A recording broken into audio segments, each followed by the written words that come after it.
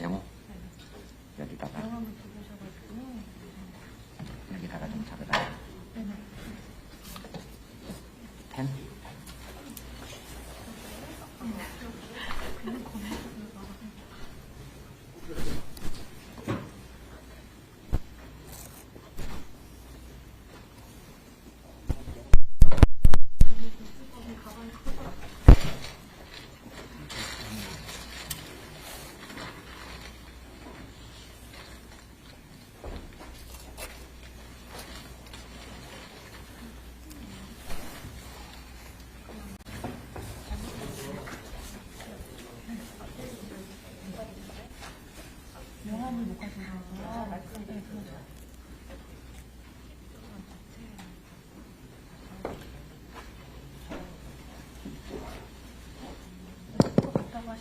마이크 테스트 하겠습니다. 하나, 둘, 셋. 하나, 둘, 셋.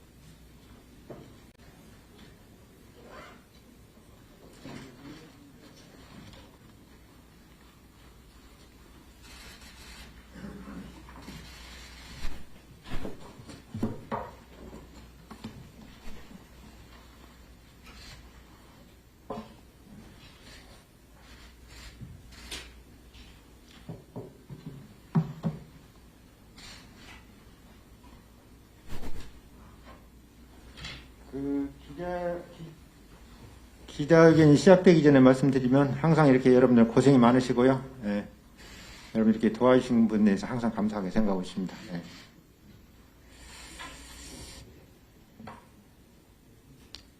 아까도 말씀드렸지만 혹시 지금 자료를 메일로 보내드리고 있는데 그 메일이 저한테 등록이 안 된 분들은 제가 보내드리지 못할 수 있어서 지금이라도 우리 직원에게 메일을 주시면 지금이라도 보내드리겠습니다.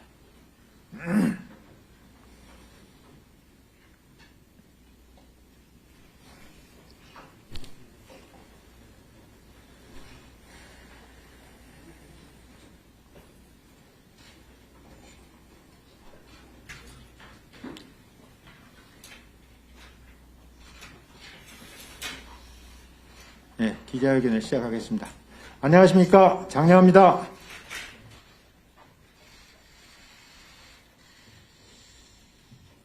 굿바이 이재명의 저자 장영하 변호사의 기자회견입니다. 이재명, 김혜경의 파렴치 범죄를 규탄하며 범죄꾼 이재명은 즉각 대선 후보를 사퇴하라. 본인은 진실을 기반 위에 서야만 정의가 실현될 수 있다는 신념으로 지금까지 진실을 밝히기 위하여 나름대로 최선을 다해왔습니다. 지금까지 33년간 이재명 후보를 지근거리에서 직접 만나기도 하였고 여러 가지 형태와 경로로 그에 관한 다양한 정보와 소식을 접하기도 하는 등으로 다른 누구보다 이재명에 대해서 잘 아는 사람이라고 자부할 수 있습니다.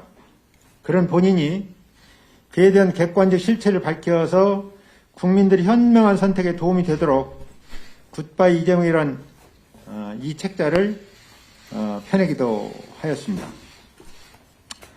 본인이 오랫동안 살펴온 바로 이재명은 법률 전문가로 법을 악용하는 법비 중에 최고의 법비요. 수단과 방법을 가리지 않는 범죄꾼 중에 범죄꾼입니다. 사람들이 흔히 조국 전 법무부 장관이 과거에 한 말과 그의 실제 행동이 완전히 상반된다는 의미로 조적조라고 말하곤 하였습니다.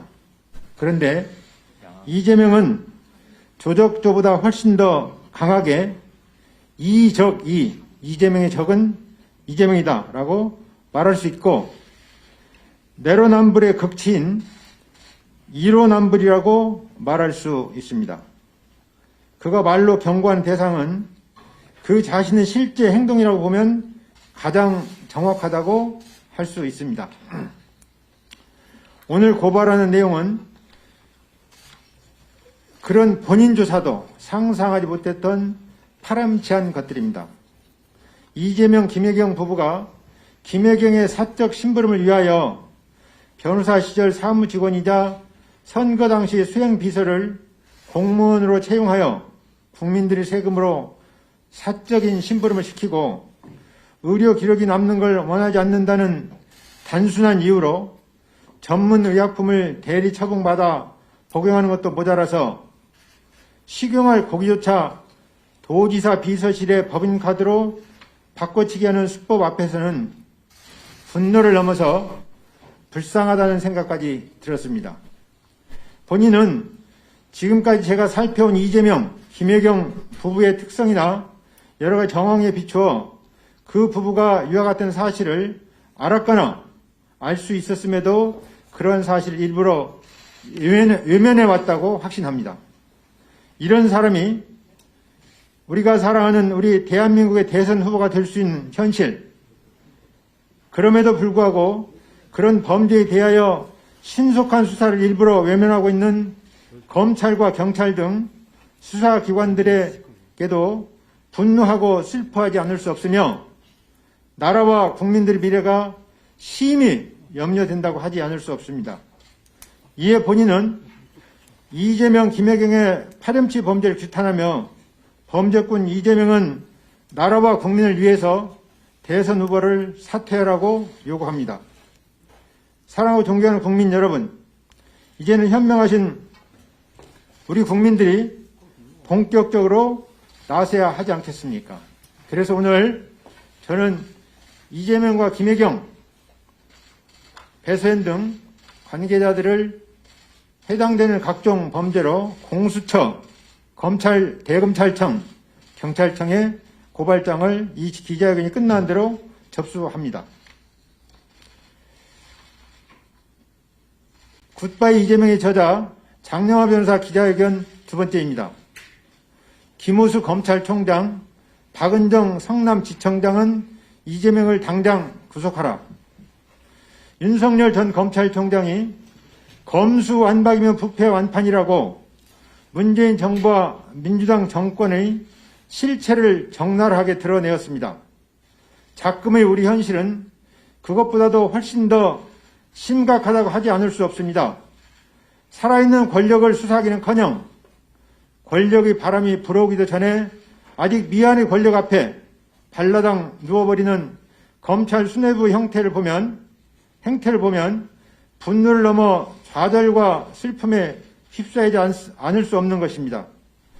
여당의 대선 후보가 될 가능성이 높다는 이유로, 또 여권의 대선 후보라는 이유로 4년이 다 된 범죄의 성립이 명백한 이재명의 성남FC 뇌물죄 수사를 검찰총장이 적극 나서서 방해하고, 성남지청장이 담당 검사와 차장 검사의 반발을 억누르며 틀어막는 현실 앞에 경악을 금치 않을 수 없습니다. 오죽하면 지청장 바로 아래의 차장 검사가 더 이상 방법을 찾을 수 없다며 사표를 내던졌겠습니까? 그래도 이런 용감한 박하영 차장 검사님 같은 의인이 아직도 남아있으니까 그나마 우리가 희망과 용기를 가질 수 있지 않습니까? 아직 얼굴도 본 적이 없지만 박하영 차장 검사님 진심으로 고맙고 감사합니다. 박하영 화이팅! 이에 진실을 바탕으로 정의가 실현돼야 한다는 신념에서 성남FC 뇌물죄로 이재명을 고발한 본인도 용기를 내어서 그래도 살만한 대한민국을 만들고 갖고 가야 한다는 일념으로 다시 한번 나서게 되었습니다. 현재의 공수처도 도저히 믿을 수 없지만 그야말로 죽을 때 죽더라도 다시 한번 발버둥 치는 심정으로 용기를 내어서 권력의 바람이 불기도 전에 발라당 누워버린 김호수 검찰총장과 박은정 성남지청장을 공수처에 고발하는 것입니다. 정권 교체가 이루어지면 제대로 수사되겠지 하는 슬픈 심정으로 김호수 검찰총장, 박은정 성남지청장은 이렇게 치욕스러운 고발까지 당했는데 지금이라도 반성하여 범죄꾼 이재명을 제대로 수사하고 구속하는 게 좋지 않겠습니까? 기자회견문 낭독은 이렇게 하고 질문 있으시면 제가 아는 대로 답변 드릴 수 있는 건 성실하게 답변을 드리도록 그렇게 하겠습니다. 참고로 말씀드리면 오늘 지금 제가 고발장을 접수할 곳이 세 곳입니다. 첫째 공수처장, 둘째 검찰총장, 셋째 경찰청장인데요. 여기서의 지리적인 여건을 감안하고 오늘 다 접수되어야 하기 때문에 좀 가까운 곳부터 해서 경찰청장, 검찰총장, 공수처장 순으로 직접 가서 제가 오늘 접수하도록 그렇게 하겠습니다. 혹시 질문 있으면 제가 성실하게 답변 올리겠습니다.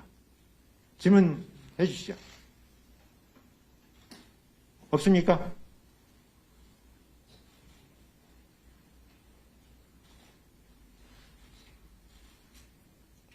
아무런 질문 없습니까?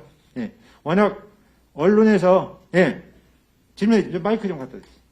저 마이크 좀 갖다 주세요.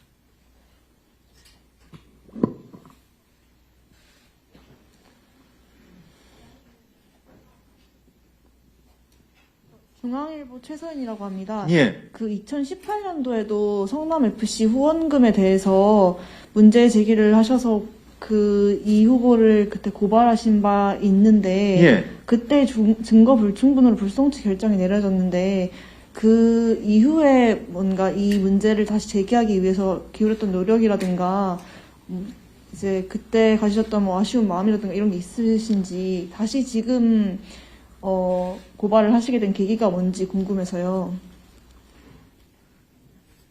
지금 오늘 고발하는 거 말씀이십니까? 네네네.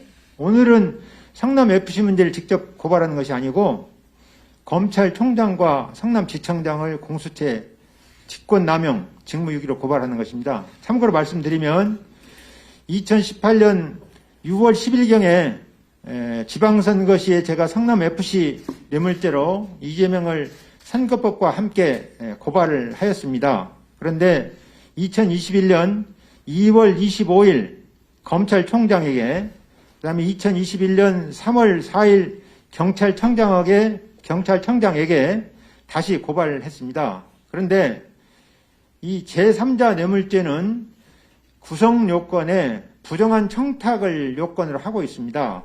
근데 현실적으로 부정한 청탁을 예를 들어서 남녀 간의 은밀한 관계를 밝히기가 어렵듯이 부정한 청탁도 아주 은밀하게 이루어지기 때문에 현실적으로 부정한 청탁을 밝힐 증거가 있는 경우가 거의 없습니다. 그래서 제3자 뇌물죄를, 그러니까 부정한 청탁의 증명을 그렇게 엄격하게 하면 제3자 뇌물죄는 사실상 사문화되고 맙니다.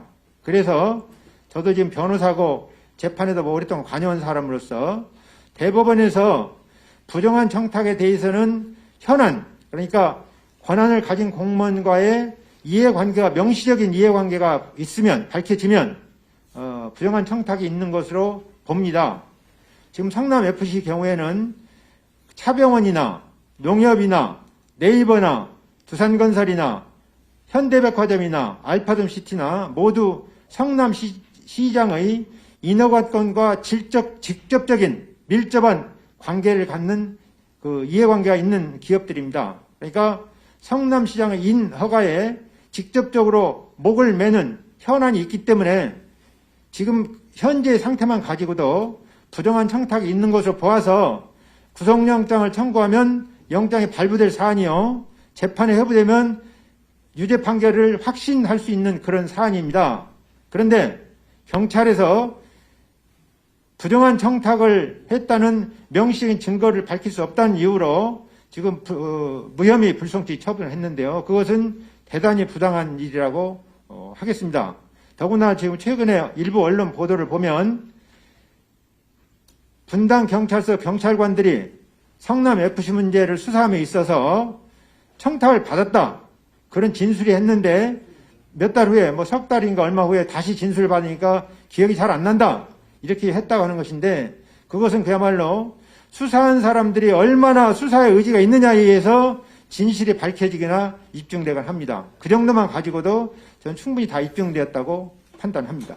새로 발견된 제출한 증거는 원칙적으로 없고, 다만 제가 새로 제출하고 주장한 것은 성남FC의 모집수당이 많게 20%까지 받을 수 있는 규정을 제출하면서 그 20%까지 모집수당을 주게 되면 161억 5천만 원이면 33억까지 모집수당을 33억이 아니라 32억 3천만 원이네요. 32억 3천만 원까지 모집수당을 줄 수 있는데, 실제 그 모집수당이 어떻게 지불됐는지, 지급됐는지, 어떻게 처리되었는지 이것을 본격적으로 수사해서 밝혀야 된다, 그렇게 의견서를 제출했는데, 경찰에서 그 부분을 했는지 안 했는지는 제가 확인할 수 없습니다만, 제가 자료를 입수하거나 확인할 수 없기 때문에, 근데 여러 가지 정황에 비춰보면 그거를 제대로 수사하지 않은 걸로 보여지고요. 최근에 일부 언론 보도에 따르면 그 성남FC의 그 후원금 모집 담당이 그 이재명의 핵심 측근 중에 한 명인 이기원 씨인데, 이기원 씨의 조카다, 그래서 현금을 인출됐다, 이런 보도도 봤는데, 그런 부분만 봐도 좀 문제가 있는 거 아니냐, 제대로 수사가 안 되지 않았느냐, 이렇게 판단을 합니다. 예. 하나 더 여쭤보면은, 지금 이재명 후보와 김혜경 씨에 대한 과잉 의전 논란에 대해서도 고발장을 제출하셨는데, 오늘 할 겁니다. 네, 하실 건데, 이 중에서 이제 기존의 언론 보도 그리고 제보가 있기 전에 이제 변호사님께서 이전에 개인적으로 알고 계시던 사실 같은 게 있었을까요? 지금 이 고발장에도 썼지만 그런 것이 의심되는 정황은 제가 느꼈었는데, 구체적으로 그것을 문제 제기할 만큼 그런 사실관계나 자료를, 팩트를 확보하지 못해서, 또 제가 아시겠습니다만은 저는 지금 변호사업을 하고 있는 사람이고, 또 나름대로 제가 수사권이 있거나 제가 취재를 할 수 없는 입장이기 때문에 확보한 자료는 없습니다. 또 질문 있으면 질문하시죠. 그러면 질문이 없으면 오늘 기자회견은 이것으로 마치고요. 지금 곧바로 제가 아까 말씀드렸다시피 경찰청, 그다음에 대검찰청, 그다음에 공수처 순으로 가서 고발장을 직접 접수하도록 하겠습니다. 혹시 관심 있는 일부 언론인들, 기자님들은 참고로 해주시면 좋겠습니다. 예, 수고하셨습니다. 감사합니다.